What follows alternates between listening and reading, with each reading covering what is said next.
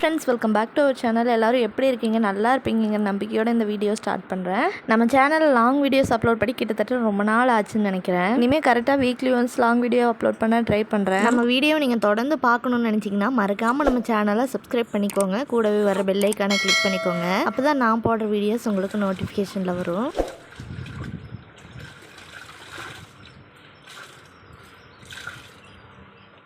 கன்சீவாக இருக்கும்போது என்னோடய Sunday routine எப்படி இருக்கும் அப்படிங்கிறத இந்த வீடியோவில் நீங்கள் பார்க்க போகிறீங்க. என்னால் முடிஞ்ச வரைக்கும் இந்த வீடியோவை இன்ட்ரெஸ்டிங்காக கொண்டு போக ட்ரை பண்ணுறேன். வீடியோவை ஸ்கிப் பண்ணாமல் கடைசி வரைக்கும் பாருங்கள். டெய்லி காலையில் பார்த்தீங்கன்னா 7 மணி போல் தான் எந்திரிக்கிறேன். எந்திரிச்சு அவனுக்கு சாப்பாடு செஞ்சு அறக்க பறக்க அவனுக்கு கிளப்புற மாதிரி தான் இருக்குது. அதுலேயே டைம் சரியாக போகுது. நிஷாந்த்குட்டியை ஸ்கூலுக்கு அனுப்பும்போதே 9 மணி போல் ஆயிரும். அவனை அனுப்பிட்டு ஏதாவது வேலை செய்யலான்னு பார்க்கும்போது ஃபுல்லாக வெயில் வந்துடும். வெயிலுக்கு பயந்துட்டே எந்த வேலையும் செய்யறதில்ல. அதையும் மீறி வெயிலில் வேலை செஞ்சால் தலை சுற்ற ஆரம்பிச்சிருது. அதனாலேயே 9 மணிக்கு மேலே எவ்வளோ பெரிய வேலையாக இருந்தாலும் ஸ்கிப் பண்ணிவிட்டு சாப்பிட்டுட்டு மெடிசன்லாம் எடுத்துகிட்டு ஃபுல் டே ரெஸ்ட்டு தான் எடுத்துகிட்டு இருப்பேன்.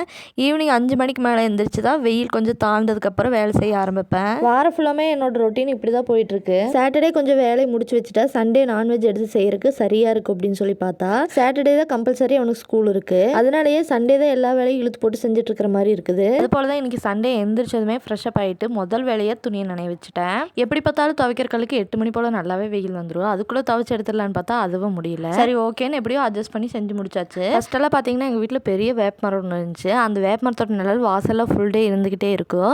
அதனால் எந்த வேலையும் பார்த்து பயப்பட வேண்டியதில்லை. அந்த நிழல்லையே செஞ்சு முடிச்சிருவேன். ஆனால் 2 வருஷத்துக்கு முன்னாடி சம் ரீசன்னால அந்த வேப்ப மரத்தை வெட்ட வேண்டிய சூழ்நிலை வந்துடுச்சு. அந்த வேப்ப மரத்தோட நிழல் இருந்தால் எவ்வளோ நல்லா இருந்திருக்கும் அப்படின்னு சொல்லி ஒவ்வொரு நாளும் வேலை செய்யும்போது எனக்கு யோசனை வந்துட்டு தான் இருக்குது. என்ன பண்ணுறது, காலத்தின் கட்டாயம் வெட்ட வேண்டியதாயிடுச்சு அப்படின்னு சொல்லி மனசை தேத்திக்கிட்டு இருக்கேன். நிழலின் அருமை வெயிலில் தெரியும்னு சும்மாவா சொன்னாங்க. அதோட தாக்கத்தை நான் ஒவ்வொரு நாளும் ரியலைஸ் பண்ணிக்கிட்டு தான் இருக்கேன். அப்புறம் துணியெல்லாம் துவைச்சு காய போட்டுட்டு ரேஷனில் வாங்கின கோதுமை தூசும் துருமமாக இருந்துச்சா தேவமா கிட்ட கொண்டு போனால் நல்லா க்ளீன் பண்ணி கொடுத்துருவாங்க. அதுக்காக ஒன்ஸ் தண்ணியில் நல்லா வாஷ் பண்ணிவிட்டு போகிறதுக்குள்ளே வெயிலில் காய போட்டால் எடுத்துகிட்டு போயிடலான்னு சொல்லி வெயிலில் நல்லா அலசி காய போட்டுட்டேன். இந்த வேலையெல்லாம் முடிக்கிறதுக்கே 9 மணி போல் ஆயிடுச்சு. அதுக்கப்புறம் டிஃபனுக்கு என்னடா செய்யுது அப்படின்னு சொல்லி யோசிச்சுட்டு இருக்கும்போது சிம்பிளாக வெண்பொங்கலும் தேங்காய் சட்னி செஞ்சு சாப்பிட்டு அப்புறம் லஞ்சுக்கு நான்வெஜ் எடுத்து செஞ்சுக்கலாம் அப்படின்னு சொல்லி தான் பிளான் பண்ணியிருந்தேன். அதுக்கு முதல்ல வெண்பொங்கல் செஞ்சிடலான்னு சொல்லி பருப்பு பச்சரிசி போட்டு விசில் வச்சு விட்டுட்டு தேங்காய் சட்னிக்கு தேவையான பொருள் எல்லாம் கட் பண்ணிட்டு இருந்தேன். தேங்காய் சட்னி அரைக்கிறதுக்கும் விசில் வரக்கும் சரியாக இருந்துச்சு. உடனே 2 தாளிச்சு விட்டுட்டு முதல்ல நிஷாந்த் குட்டிக்கு போட்டு ஊட்டி விட்டுட்டு சின்ன சின்ன வேலை இருந்துச்சுன்னா அதெல்லாம் பார்த்துட்டு இருந்தேன். வெண்பொங்கலும் தேங்காய் சட்னி பர்சனலி எனக்கு ரொம்ப பிடிக்கும். இந்த காம்போ உங்களுக்கு பிடிக்குமான்னு மறக்காம கமெண்ட்ல என் கூட ஷேர் பண்ணுங்க. அப்புறம் நம்ம சேனல் இப்போ தான் நீங்கள் ஃபஸ்ட் டைம் பார்க்குறீங்கன்னா மறக்காம சப்ஸ்கிரைப் பண்ணி சப்போர்ட் பண்ணுங்க. கூடவே வர பெல் ஐக்கானை கிளிக் பண்ணிக்கோங்க. அப்போ தான் நான் போடுற வீடியோஸ் உங்களுக்கு நோட்டிஃபிகேஷனில் வரும். எப்படி பார்த்தாலும் சண்டே நான்வெஜ் எடுக்கிற மாதிரி தான் இருக்கும். அப்படி நான்வெஜ் எடுக்கிற பிளான் இருந்துச்சுன்னா மார்னிங் சாப்பிட்றதுக்கு முந்தின நாளே ஏதாவது எக்ஸ்ட்ரா செஞ்சு வச்சிருவேன். ஒன்றா நைட்டு வெள்ளை சாப்பாடு அதிகமாக வச்சு தண்ணி ஊற்றி வச்சிருவேன். அதை மார்னிங் எந்த பழைய சாப்பாடு கூட கருவாடோ இல்லை ஊறுகாயோ வச்சு சாப்பிட்டு மார்னிங் டிஃபன் முடிச்சுக்குவோம். இல்லாட்டி நைட்டே சப்பாத்தி சுடுற மாதிரி இருந்தாலும் அதிகமாக சுட்டு வச்சிருவேன். அதையே மார்னிங் எடுத்து சாப்பிட்டுக்குவோம். இது ரெண்டுமே செய்ய மறந்துட்டாலும் ஒரு மாவு பாக்கெட் வாங்கி ஃப்ரிட்ஜுக்குள்ளே போட்டுருவேன். காலையில் இருந்துச்சு ஆளுக்கு 2 முட்டை தோசை செஞ்சு சாப்பிட்டாலே வயிறு ஃபில்லிங்காக இருக்கும். மோஸ்ட்லி சண்டே மார்னிங் எங்களுக்கு இப்படி தான் போகும். கல்யாணத்துக்கு முன்னாடி பார்த்தீங்கன்னா வீக் டேஸ் ஃபுல்லாக 3 பேர் வேலைக்கு போயிடுவோம். வீக்கெண்டில் தான் நல்லா ரெஸ்ட் எடுக்கிற மாதிரி இருக்கும். பர்சனலி எனக்கு டீ காஃபி குடிக்கிற பழக்கமே இல்லை. அதையும் மீறி டீ காஃபி குடிக்கணும்னு கிரேவிங்ஸ் வந்துச்சுன்னா அம்மா மார்னிங் பிளாக் டீ வைப்பாங்க. அவங்க கூட சேர்ந்து ஒரு டம்ளர் குடிச்சிட்டு போயிடுவேன். ஆனால் சண்டே மார்னிங் மட்டும் அப்படி கிடையாது. டீ தான் டிஃபனாகவே இருக்கும். ஒரு நாளைக்கு தான் ரெஸ்ட் கிடைக்குதுன்னு சண்டே மார்னிங் 9 மணிக்கு மேலே தான் எந்திரிப்போம். கடைக்கெல்லாம் போயிட்டு வந்து பிரிட்டானியா பிஸ்கெட் கூட டீ வச்சு தான் எங்களை எழுப்புவாங்க. ஆளுக்கு ஒரு கட்டு பிஸ்கெட்டை டீயில் நினச்சி சாப்பிட்டு மதியத்துக்கு தான் சாப்பாடு பற்றியே யோசிப்போம். தேவையான நான்வெஜ் எதுவுமே சாப்பிட மாட்டாங்க. அதனால நானும் அக்கா மட்டும் தானே. அதனால சிக்கன் தான் மோஸ்ட்லி ப்ரிஃபர் பண்ணுவோம். ஏன்னா அதுதான் சீக்கிரமாகவும் செய்ய முடியும். சேம் டைம் டேஸ்ட்டும் சூப்பராக இருக்கும். இப்போவும் அந்த மூமெண்ட்ஸ் எல்லாம் நினைக்கும் போது ரொம்ப ஹாப்பியாக ஃபீல் ஆகுது. கம்மன் அப்படியே அம்மா கைக்குள்ளேயே ஜாலியாக இருந்திருக்கலாமோ அப்படிங்கிற மைண்ட் செட்டும் இருக்குது. எனக்கு மட்டும்தான் அப்படி தோணுதா இல்லை உங்களுக்கு அப்படி தானே மறக்காம கமெண்ட்டில் என் கூட ஷேர் பண்ணுங்கள். புரோட்டா சாப்பிட்டு ரொம்ப நாள் ஆச்சு, சாப்பிடணும் போலயே கிரேவிங்ஸாக இருக்குது அப்படின்னு சொல்லியிருந்தேன். அதனால் நைட்டே புரோட்டா 4 வாங்கிட்டு வந்திருந்தாரு. எனக்கு அப்படியே ஆப்போசிட்டு. அவருக்கு புரோட்டா சுத்தமாகவே பிடிக்காது. அதனால் அவருக்கு மதியம் செஞ்சு சாப்பாடு இருந்துச்சு, அதையே சாப்பிட்டாரு. நான் 2 புரோட்டா மட்டும் சாப்பிட்டு 2 வச்சிருந்தேன். தேங்காய் சட்னி வச்சதுக்கே மெயின் ரீசன் இந்த புரோட்டா தான். நைட்டு சால்னா கூட தேங்காய் சட்னி தான் கொடுத்துருந்தாங்க. ஆனால் சாப்பிட முடியல. நெஞ்சு கரிச்சுக்கணும், அதை ஸ்கிப் பண்ணிட்டேன். பர்சனலி எனக்கு சால்னா கூட வச்சு சாப்பிட்றத விட தேங்காய் சட்னி கூட புரோட்டா வச்சு சாப்பிட்றது எனக்கு ரொம்ப பிடிக்கும். சாப்பிட்ட பாத்திரத்தையெல்லாம் எடுத்து நீட்டாக க்ளீன் பண்ணி வச்சுட்டு வீடு வாசல்லாம் கூட்டி எடுத்துட்டு இந்த வேலையெல்லாம் முடிக்கிறதுக்குள்ளேயே அடிக்கிற வெயிலுக்கு 2 மணி நேரத்துலேயே நல்லா கோதுமை காஞ்சிருச்சு. வந்துருச்சு.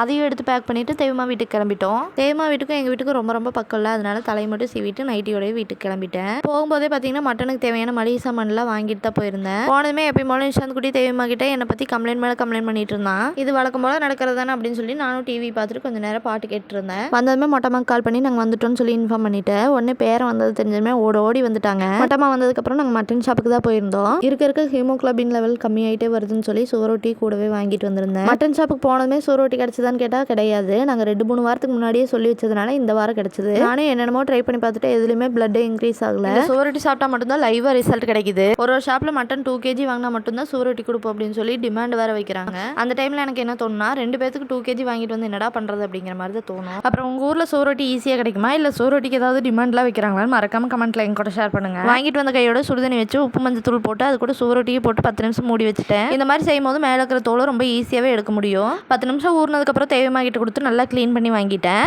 க்ளீன் பண்ண சுவரொட்டி மேல உப்பு மஞ்சள் தூள் போட்டுட்டு காரத்துக்கு மிளகாத்தூள், டேஸ்ட்டுக்கு கறி மசாலா, சிக்கன் மசாலான்னு கையில் கிடைக்கிற பொடி எல்லாத்தையும் போட்டு பரட்டி எடுத்துக்கிட்டேன். நம்ம எவ்வளோதான் மசாலா பொடி போட்டு சுவரொட்டி சுட்டாலுமே கடைசியில் அந்த மசாலாவோட டேஸ்ட் கொஞ்சம் கூட இருக்காது. ஏதோ கறிக்கடையில் பிளட் கலந்து சாப்பிட்ற டேஸ்ட் தான் இருக்கும். எனக்கு சுத்தமாகவே அந்த டேஸ்ட் பிடிக்கிறதே இல்லை. என்ன பண்ணுறது, பேபிக்காக எல்லாத்தையும் கஷ்டப்பட்டு சாப்பிட்டு தான் ஆகணும் அப்படின்னு சொல்லி தான் சாப்பிட்ருக்கேன். அப்புறம் இந்த கவர்மெண்ட்டில் கொடுக்குறாங்களே கிட்டு, அதில் வர டானிக்கை சாப்பிட்டா பிளட் இன்க்ரீஸ் ஆகும்னு சொல்கிறாங்க. அது எந்த அளவுக்கு உண்மைன்னு தெரியல. அந்த டானிக்கை ஸ்மெல் பண்ணி பார்க்கும்போதே வாமிட் வந்துருச்சு. அதனால நான் அதை தொட்டு கூட பார்க்கல, அப்படியே தான் வச்சிருக்கேன். அப்புறம் சோரொட்டியெல்லாம் சுட்டுட்டு வரக்குள்ள தெய்வமாக சூப்பராக மட்டன் குழம்பு மட்டன் கிரேவியெல்லாம் வச்சு முடிச்சுட்டாங்க. அதுவுமே இன்னைக்கு ஒரு பொடி அப்படின்னு சொல்லி அவருக்கு சாப்பாடெல்லாம் போட்டு கொடுத்துட்டு நானும் சூப்பராக லஞ்ச் சாப்பிட்டு முடிச்சிட்டேன். ஃப்ரெஷ்ஷாக மசாலா அரைச்சு மட்டன் குழம்பு சூப்பராகவே வச்சுருந்தாங்க. டேஸ்ட் சொல்லவே வேண்டாம், அடிப்பொலியாக இருந்துச்சு. தெய்வமாக வைக்கிற மட்டன் கிரேவிக்கு எப்பயுமே நான் அடிக்ட்டுன்னே சொல்லலாம். சூப்பராக சாப்பிட்டு முடிச்சுட்டு மரத்தடியில் உட்காந்து கொஞ்சம் நேரம் அரட்டை அடிச்சிட்டு இருந்தேன். தேவமா பார்த்தீங்கன்னா மட்டையெல்லாம் கலைஞ்சிருச்சுன்னு சொல்லி ஒன்று எடுத்து அடுக்கி வச்சுட்டு இருந்தாங்க. கூடவே தேவமாக்கு நிஷாந்த் குட்டியும் ஹெல்ப் பண்ணிட்டு இருந்தான். தேவமா வீட்டுக்கு வந்தாலே போதும், நிஷாந்த் குட்டி கையிலேயே பிடிக்க முடியாது. தேவமா கூட ஏதோ 24 மணி நேரமும் இருப்பான். 2 பேரும் எப்படி உட்காந்து கான்வர்சேஷன் பண்ணிட்டு இருக்காங்கன்னு பாருங்களேன். எனக்கு கேட்கக்கூடாதுன்னு சைலண்டாக உட்காந்து சீரியஸாக 2 பேரும் மீட்டிங் போட்டுருக்காங்க. வேலையெல்லாம் முடிச்சதுக்கப்புறம் வெயில் தாந்தனுமே சாயங்காலமா நான் கொண்டு வந்து இந்த கோதுமையை நேம்பிட்டு இருந்தாங்க தெய்வமா. நான் போய் பக்கத்தில் நின்றுமே நிஷாந்த் குட்டி நீ அந்த சைடு போமா, நாங்கள் 2 பேரும் தனியாக பேசணும்னு என்னை துரத்தி விட்டுட்டு இருக்கோம். அதை பார்க்கும்போது கொஞ்சம் ஓவரா தாண்டா போறீங்க அப்படின்னு சொல்லி தான் என்னோட மைண்ட் செட் இருந்துச்சு. கோதுமையெல்லாம் க்ளீன் பண்ணி முடிக்கும் போது பார்த்தீங்கன்னா ஊர்லேருந்து 2 சித்தி வந்திருந்தாங்க. அவங்கள பார்த்ததுமே மொட்டமாக்கு ஒரே குஷியாக போச்சு. மொட்டமாக்கு செஞ்சு தரக்கு ஊர்லேருந்து வரும்போதே நான்வெஜ் எல்லாம் எடுத்துட்டு தான் வந்திருந்தாங்க. வந்ததுமே கடகடன்னு மசாலா அரைச்சு கிரேவி தனியாக குழம்பு தனியாக வச்சு சூப்பராக வச்சுட்டாங்க. சின்ன சித்தி குடல் கிரேவி செஞ்சா எனக்கு ரொம்ப பிடிக்கும். அது போல தான் இன்னைக்கும் செஞ்சிருந்தாங்க. எப்பயும் போலுமே டேஸ்ட் அல்டிமேட்டாக இருந்துச்சு. 3 வேளையுமே மூக்க பிடிக்க சாப்பிட்டேன். உட்கார முடியாமல் மலைப்பாம்பு மாதிரி நெளிஞ்சிட்டு தான் இருந்தேன். ஒரு 6 மணி போல சித்தி 2 பேரும் ஊருக்கு கிளம்பிட்டாங்க. சரி ஓகேன்னு சொல்லி அவங்க பிரிவில் கொண்டு போய் பஸ் வச்சு விட்டுட்டு ஒரு 8 மணி போல அவங்க வாங்கிட்டு வந்திருந்த கேக்கெல்லாம் பிரித்து சாப்பிட்டு இருந்தேன். இந்த வீடியோவை லாஸ்ட் வரைக்கும் பார்த்து உங்கள் கோல்டன் டைமை எங்கூட ஸ்பெண்ட் பண்ணதுக்கு ரொம்ப ரொம்ப தேங்க்ஸ். இன்னும் இன்ட்ரெஸ்டிங்கான வீடியோஸ் எல்லாம் அப்கமிங் டேஸில் அப்லோட் பண்ணுறேன். மறக்காமல் நம்ம சேனலை சப்ஸ்கிரைப் பண்ணி சப்போர்ட் பண்ணுங்கள். கூடவே வர பெல் ஐக்கானை கிளிக் பண்ணிக்கோங்க. அப்போ தான் நான் போடுற வீடியோஸ் உங்களுக்கு நோட்டிஃபிகேஷனில் வரும். இன்னொரு அழகான வீடியோவில் நான் உங்களை மீட் பண்ணுறது வரைக்கும் பாய். தேங்க்ஸ் ஃபார் வாட்சிங்.